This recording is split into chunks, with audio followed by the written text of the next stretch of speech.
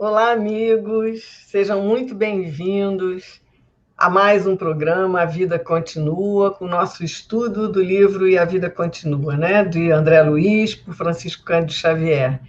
Nós estávamos estudando na semana passada o capítulo 16, e eu vou dar olá à minha amiga Thelma, que ela também seja muito bem-vinda hoje. Tudo bem, Thelma? Tudo bem, Márcia? Obrigada. Olá a todos os amigos. Que alegria nós estarmos aqui retornando ao nosso estudo, né?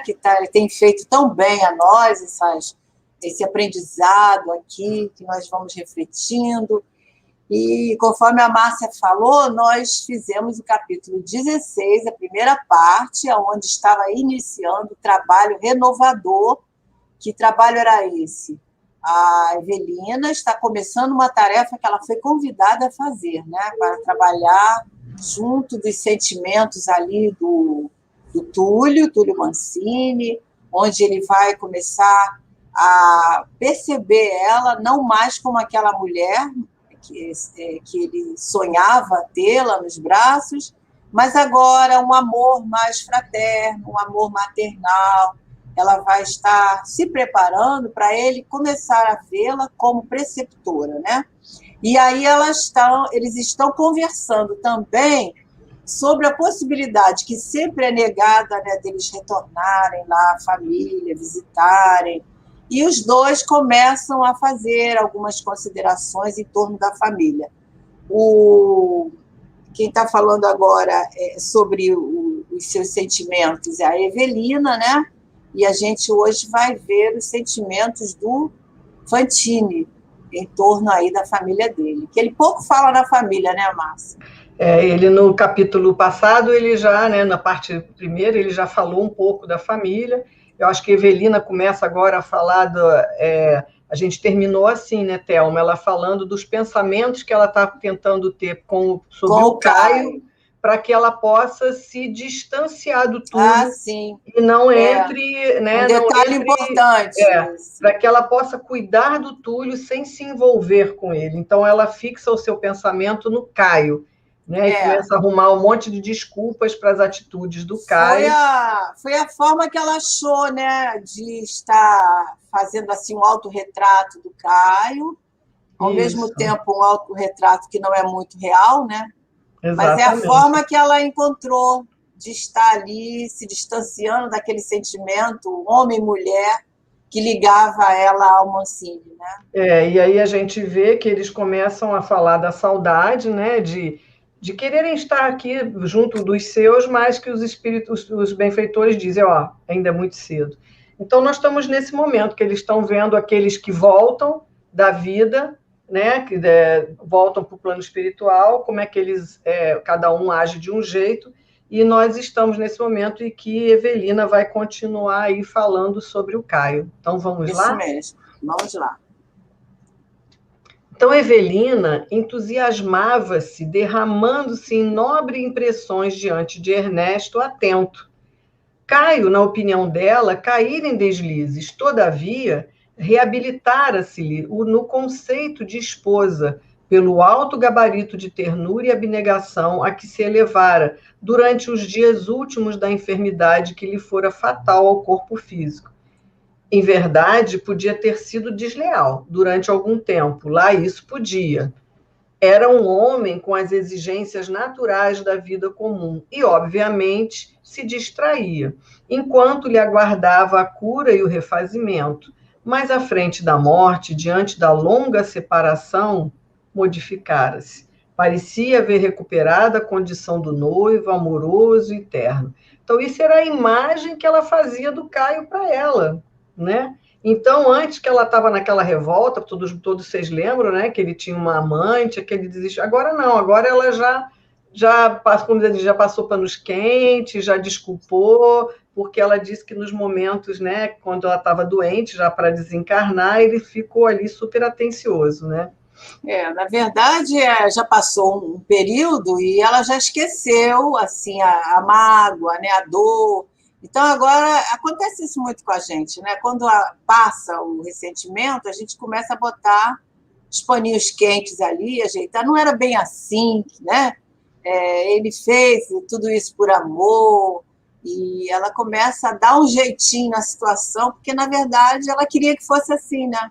Exatamente, né? É a que a gente estava falando no capítulo anterior, né? A vaidade dela, o ego, né? O orgulho de achar, não, eu não estava sendo rejeitada. Aquilo foi uma fase, passou, ele já tinha voltado, já estava tudo normal, né? E nem sempre é assim. Pode ser que sim, mas também pode ser que não, e nós vamos só saber disso nos capítulos mais para frente, né? E também eu acho, Márcia, diante dos acontecimentos aí, que era como ela gostaria de encontrar o Caio aqui na vida, né, encarnado. Como é que ela gostaria de encontrar ele assim, né? Choroso, Exatamente. sentindo a falta dela, né? Dizendo que amava. É um sentimento nosso, né? Isso é muito, muito do ser humano, né? Então, ela ainda está ligada a essas ilusões, digamos assim, né? É isso mesmo. Então vamos continuando. E Evelina, ao contemplá-lo com os olhos da imaginação, supunha-o agoniado e infeliz, como o tema estava falando, né? Está lá, está infeliz só porque eu morri, né? No anseio de livrar-se da carne, olha só como é que os pensamentos dela, a fim de reconhecê-la, de recolhê-la, Reacolher. reacolhê-la nos braços.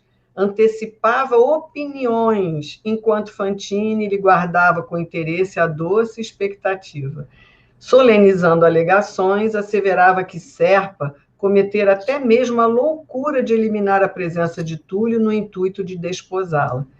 Fora isso terrível, terrível calamidade fora. No fundo, porém, Evelina mostrava traços inequívocos de vaidade de sentir-se querida. Declarava resoluta que, tal qual se esforçava por Mancini, desvelar-se-ia mais tarde por Serpa. Esmerar-se-ia em ajudá-lo em qualquer reparação que se fizesse precisa. Então, vocês veem que ela acha que ele está agoniado para morrer, para poder encontrar com ela, né? Olha como é que vai, como vai a nossa imaginação, né? Como a gente se engana, como a gente, né, fica colocando um monte de coisas para nos enganarmos mesmo, né? Não querendo enfrentar as realidades, né? Autossabotagem, né? A gente vai Exatamente. se não querendo enxergar, bota assim uma venda nos olhos, né? Para não ver a realidade. E eles falam aqui, né, da vaidade dela, né, de querer se sentir querida, né, é isso que eles colocam aqui, né, dessa vaidade que ela estava esperando, né, gente, né? Fez tudo isso por amor, né? Fez ela ter essas Ela atitudes que acha, ele né, teve por é por amor. amor a ela. Então, vamos lá. Ernesto volvia, então, aí ele passa agora a falar de novo, né? Cada um fala um pouquinho da sua vida, né? Ernesto volvia, então, a biografar-se, contando histórias do lar.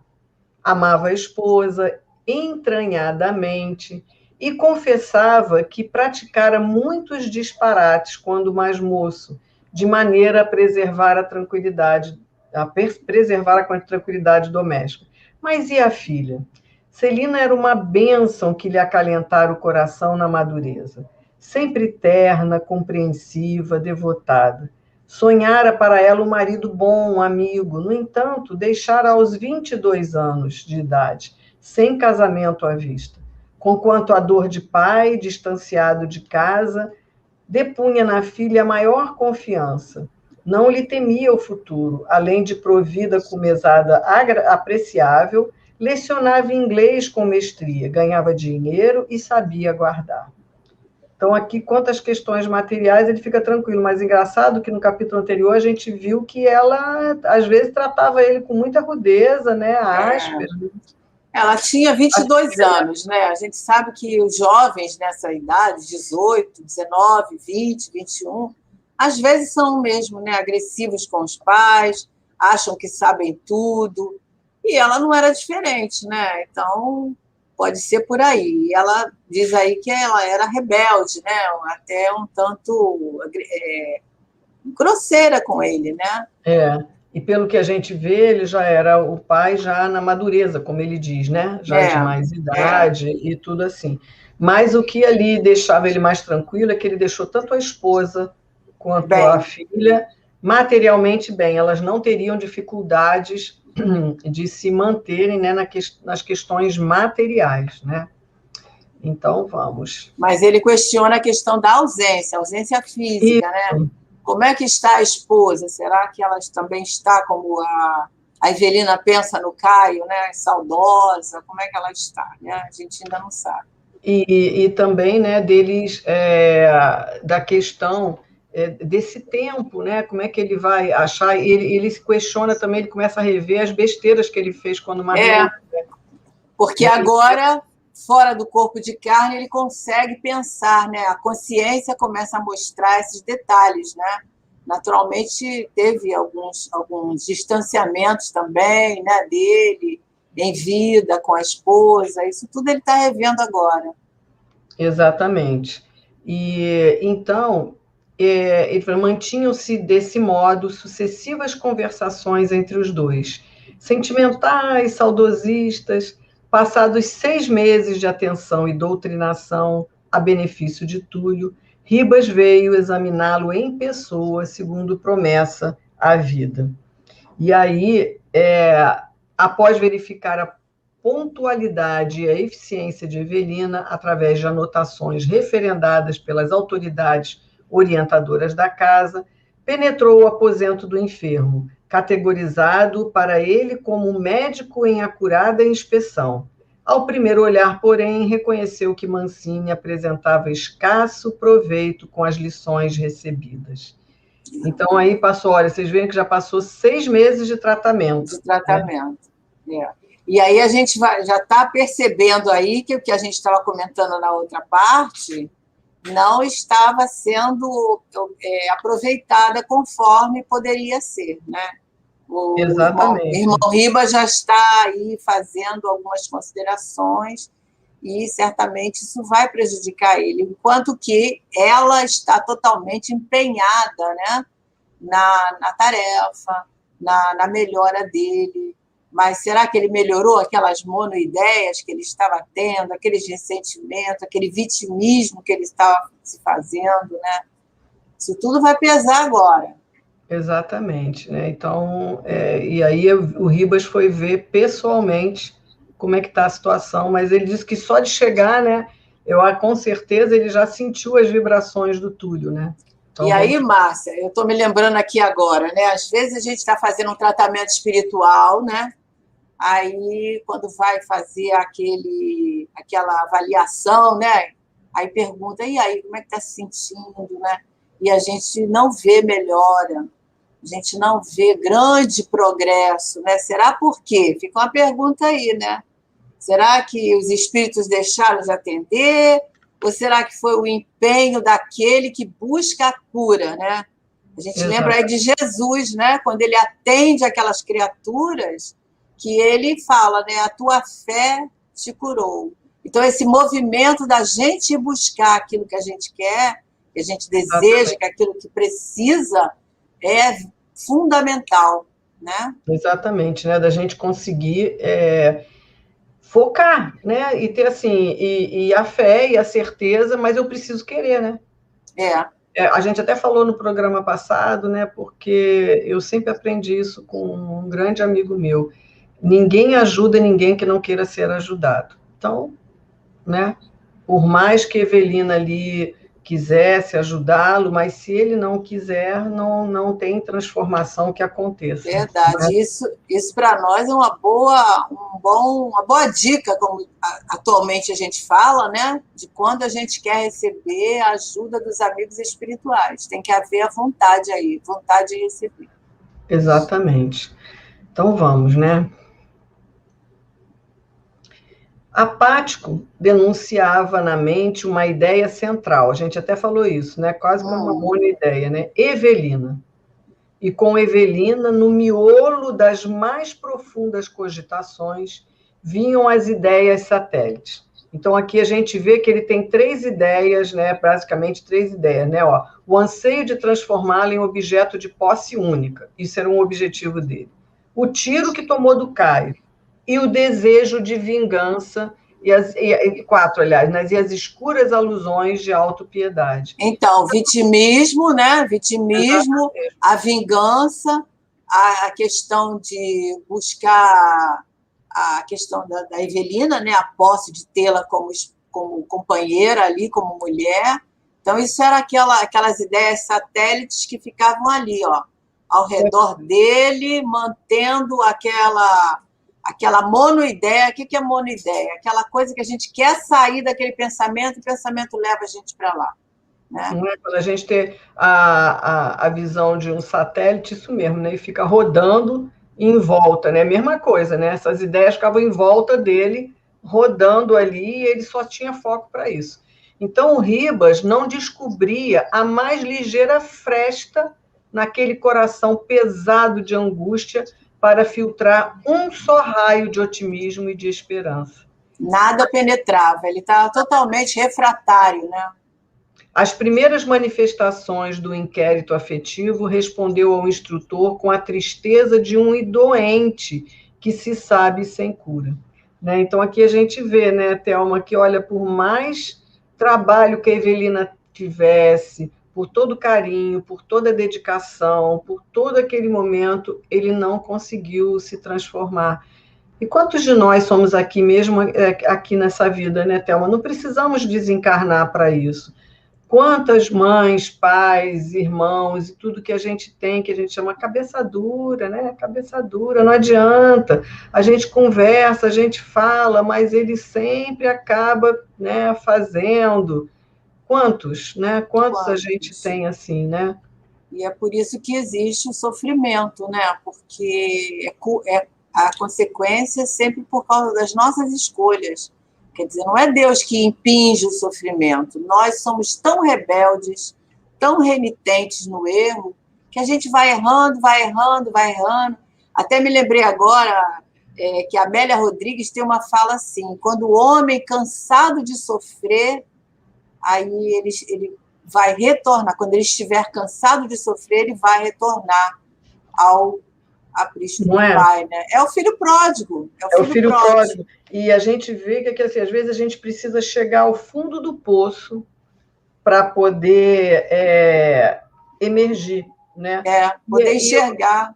Exatamente. E aí eu fiquei lembrando, eu queria voltar a um texto pequenininho aqui, uma frase que o irmão Ribas fala no capítulo anterior, que ele fala assim para a gente: o destino é a soma de nossos próprios atos, com resultados certos. Devemos sempre a nós mesmos as situações em que se nos enquadra a existência, porquanto recolhemos da vida exatamente o que lhe damos de nós.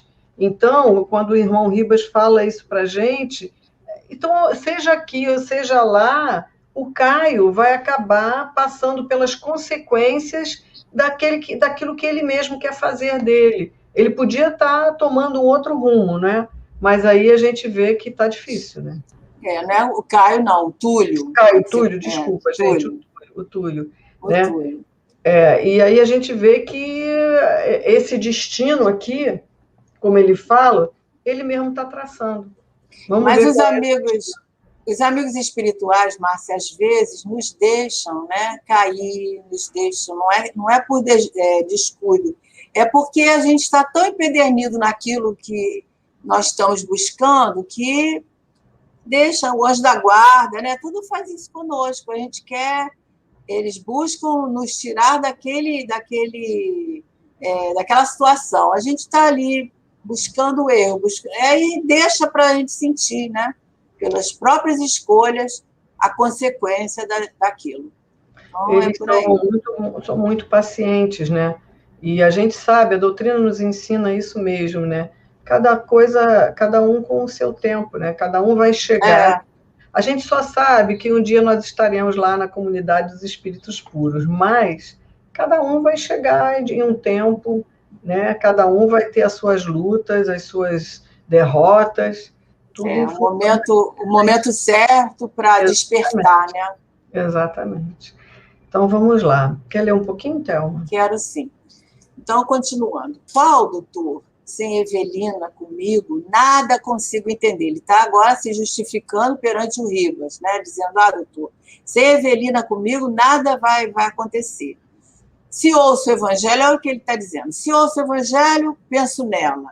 Ela só é o anjo capaz de salvar. Só ela, né? Se anoto ensinamentos acerca do autocontrole, veja no pensamento como sendo a única alavanca, bastante forte para governar. Se escuto exortações à fé, acabo querendo-a para o meu reconforto exclusivo. Se recebo esclarecimentos em torno da obsessão, termino a aula confessando a mim mesmo que, se pudesse, largaria esse hospital a fim de persegui-la e tomá-la em meus braços, ainda que para isso devesse caminhar até os derradeiros confins do mundo. Aí a gente, por exemplo, né, você é convidado, a gente está com algum problema, a pessoa chama, vamos na casa espírita, você vai escutar a palestra, depois você vai receber o passe, né? E você vai continuar até você se sentir melhor. Aí a gente está lá durante a palestra, o pensamento está lá nas situações diversas, né, lá de fora. Então, como que a gente vai conseguir a melhora, né? Aí tem que ter um esforço para poder lavar aquela mente toda ali, né? É um trabalho bem árduo. Exige de nós o que? A vontade. Porque, Márcia, eu estava me lembrando agora, eu gosto muito dessa citação, lá no capítulo, acho que é 19, onde Kardec estuda sobre a fé. Então, você vai lembrar, os espíritos falam assim para a gente, que dentro de nós existe uma força imensurável e que nós poderíamos fazer muitas coisas se nós usássemos essa força. Mas, para isso, é preciso que nós acionarmos a vontade. E muitos de nós conseguiríamos e chamaríamos isso de milagre, o que, na verdade, só foi esse trabalho do desejo, né, de usar essa força propulsora que é a vontade. Então, ele ainda não descobriu isso. E nem nós, né, Thelma? Às vezes também fica bem difícil para a gente, quando a gente se vê diante de algum desafio, da gente realmente ter aquela força, aquela vontade dentro de nós de ultrapassarmos essas barreiras. E Leon Denis tem um capítulo belíssimo no Problema do Ser, do Destino e da Dor, onde ele trabalha as potências da alma, e ele fala do pensamento, da vontade, como sendo potências da alma, e vale muito a pena a gente ver, gente, porque quanta lição. O problema é a gente exercitar essa vontade, que pode começar como uma disciplina, mas que uma hora a gente vai conseguir, né, fazer com que a gente tenha realmente essa vontade, essa força dentro de nós. Mas e tudo... a gente vê que o Túlio aqui, a vontade dele está para ir para um caminho totalmente adverso aqui, né?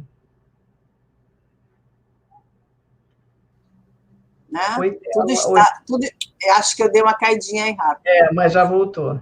Tudo está na mente, né? Lembrando também uma outra colocação do próprio Emmanuel, né, que fala a mente é o espelho da alma, né?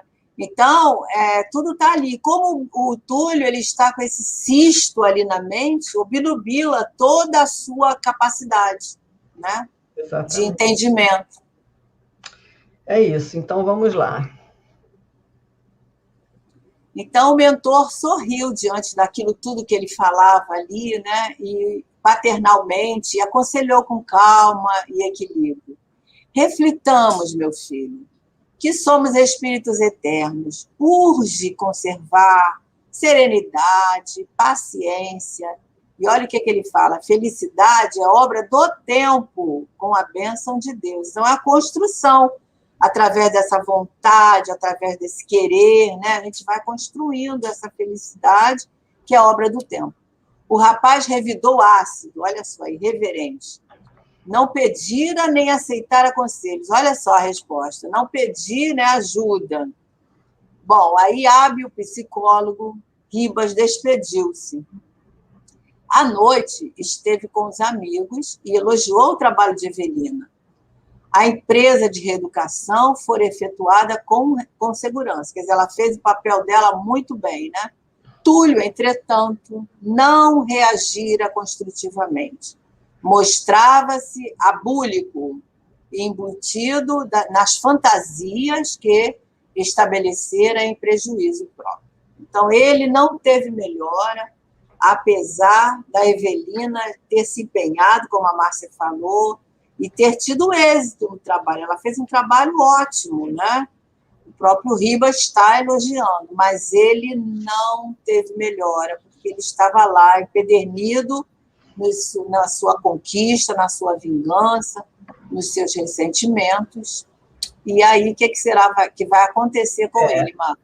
E ele fala aqui, né, que eu fiquei bem pensando nessa frase, né? Felicidade é obra do tempo, mas com as bênçãos de Deus. Quer dizer, o que talvez seja felicidade para nós, não é a felicidade que nós devemos ter do ponto de vista da vida espiritual. Exatamente. Então, para Túlio, a felicidade dele é fazer aquilo tudo que ele queria, né? Ter a posse da Evelina, a vingança do Caio e ser aquele sempre o coitadinho. Era isso que ele queria. O foco dele era só esse. Isso, para ele, é o que traria felicidade a ele. E aí o instrutor diz para ele: meu filho, felicidade é obra do tempo. Nós somos espíritos imortais, nós temos todo o tempo aí da vida para podermos ser felizes, mas não essa felicidade que a gente acha que é aqui da vida material. Então, a felicidade certa, né? Aquela felicidade que não vai fugir das nossas mãos. E a felicidade que ele está vendo aí é ilusão. Ele está correndo atrás da ilusão. Então, é isso que nós vamos vendo aí. Vamos continuando. Bom, e terminou, então, o Ribas dizendo para a Fantine e a senhora Serpa que o ouviam atentos. Agora ele vai dar o veredito dele lá, né? Não vejo qualquer interesse de Mancini. Isso que a gente estava falando. Os espíritos também nos deixam à mercê de nós mesmos.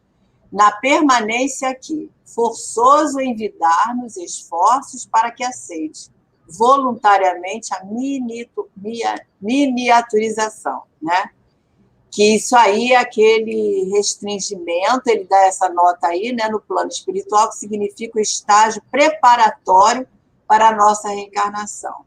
A gente sabe que, bom, deixa eu acabar aqui, renascer, a Evelina fica assustada.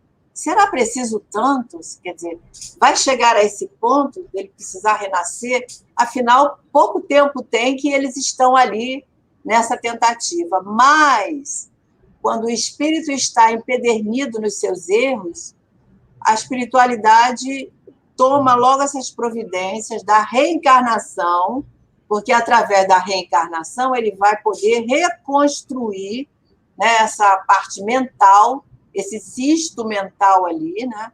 E certamente vai levar algumas reencarnações para ele reconstruir todo esse desequilíbrio ali psíquico, né? E essa miniaturização, Márcia, é bem explicado lá naquele livro Missionários da Luz, né? Capítulo 12, 13, a gente lembra lá do caso do Segismundo, né? Onde ele vai diminuindo. Eles chamam de miniaturização essa diminuição do perispírito. Do perispírito, isso. Para poder voltar, né, até chegar ali um corpinho, o tamanho do corpinho de um bebê, bem, né, aliás, do feto, né, porque ele vai ser recolocado ali no ventre materno. E todo aquele procedimento, é lindo esse capítulo. Vale a pena para quem aconselho, leu, né? Os amigos leem, chamam os engenheiros, né, espirituais, lá no aquele Ministério da Reencarnação, onde dá todas aquelas explicações, muito bonito. E a gente vê, como você está falando, né, no plano espiritual, ele teria toda a chance de já se melhorar para quando tivesse que voltar, já voltasse melhor, né? Já com outras questões já trabalhadas, não voltassem com tantos problemas. Mas, como ele não está se permitindo, então é mais fácil ele reencarnar para ele poder, porque lá ele vai ficar só preso nessas ideias. Quando voltar, ele vai esquecer tudo isso, vai ter muitas dificuldades, mas ele vai poder reaprender, né? Já que lá no plano espiritual, o que o instrutor Riba viu é que ele não iria progredir. É isso, não iria progredir, né? Você tocou num ponto aí bem interessante, né? Vai ter muitas dificuldades. A gente vê, às vezes, aqui, né, os nossos filhos com dificuldades, a tendência a vícios, né, aquelas questões todas que, às vezes, a gente, no processo educativo, a gente observa. Olha de onde vêm essas dificuldades. Das outras encarnações, né, que trazem essa bagagem espiritual, às vezes deturpada, desequilibrada. E aí a importância, né, do lar, da família, da questão da religiosidade, da evangelização, né? Várias questões aí. Então vamos, né? Vamos lá. O nosso finalzinho. Ainda o Ribas fazendo as observações dele. Então, ele explica: nosso amigo está mentalmente enfermo, profundamente enfermo, traumatizado, angustiado, fixado. O remédio será começar de novo. Ainda assim, terá dificuldades e desajustes pela frente. O benévolo mentor não traçou advertências, nem articulou qualquer sugestão. E tanto Ernesto quanto Evelina, enfronhados agora nos imperativos e provas da reencarnação, silenciaram de chofre, pensando e pensando. Então, a gente vê aí, né, os enfrentamentos que nós temos nos nossos lares, dos processos educativos, né, daqueles que chegam para nós, trazendo essas questões ligadas, como nós estávamos falando, aos processos encarnatórios passados, às dificuldades. Nunca essas dificuldades, né, são da agora, já são trazidas. É a bagagem encarnatória do espírito. Olha só como é bom a gente estudar. Tenho certeza que hoje, se a gente começasse a nossa vida, né, Márcia? Quanto melhor seria, como nós saberíamos melhor educar nossos filhos, perceber. Santo Agostinho fala isso lá, né, naquele espreitai vossas crianças. Isso. Né? Todos os atos. E aí a gente vê isso, né? Quando ele... É triste ver, né? Mentalmente enfermo, profundamente enfermo, traumatizado, angustiado e, como a gente já viu, com ideias fixas, né? Então, e como ele não se abriu, como nós falamos, a uma possível melhora, ele é mais fácil reencarnar para ele começar tudo de novo, com novos aprendizados, né? Assim como todos nós, né? Que vamos voltar muitas e muitas vezes aqui ainda, né? Então é assim, queridos amigos, nós finalizamos o capítulo 16. Espero que tenha sido muito bom para vocês, assim como foi para nós duas, com tantos aprendizados, e que vocês possam ficar em paz, com as bênçãos de Jesus, e que na semana que vem nós possamos nos encontrar novamente. Isso mesmo, Márcia. Nós desejamos assim, uma semana de muitas bênçãos, muita luz, muito entendimento entre nós, os nossos familiares. Já sabemos algo mais, né, que nós podemos estar olhando de outra maneira, aqueles que são colocados no nosso meio. Então, meus amigos, vamos então para outra semana, se Deus quiser, nós estamos continuando o nosso estudo da vida continua. Até lá!